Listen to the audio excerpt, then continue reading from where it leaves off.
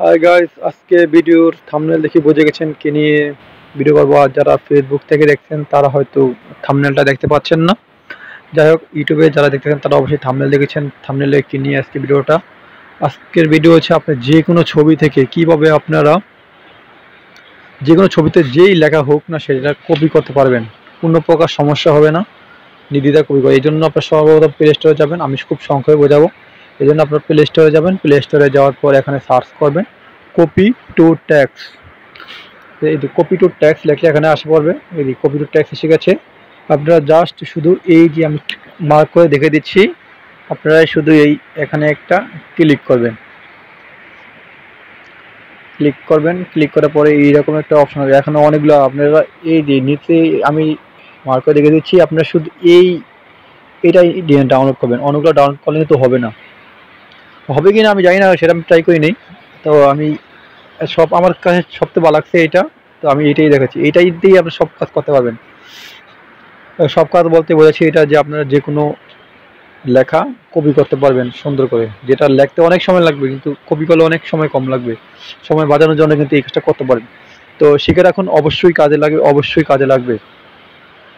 তো এই দেখুন এখানে মানে ইনস্টল হয়ে গেল। তো এখন আমি এটা ওপেন করব।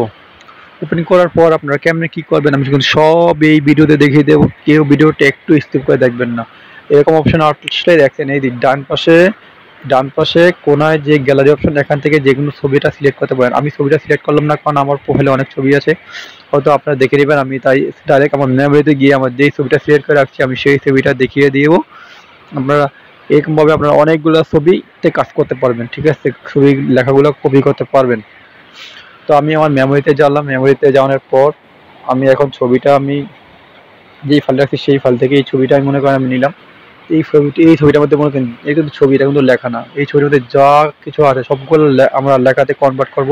সবগুলো আমরা যে কোনো জায়গায় লিখে সেন্ড করতে পারবো। এটা আমি দেখাবো এইটা। তাইলে এই জন্য একটু একটা ব্রেক দিব। ব্রেক দেওয়ার পর এখান থেকে আমরা সেন্টে ক্লিক করব। এখানে থেকে সেন্টে ক্লিক করব। সেন্টে ক্লিক করার পর এরকম অপশন আসলে একটু ডান দিকে স্ক্রল করে এই যে দেখেন আমরা একটু আগে যেই অ্যাপসটা ডাউনলোড করছিলাম এই অ্যাপসটা জাস্ট একটা ক্লিক করবেন।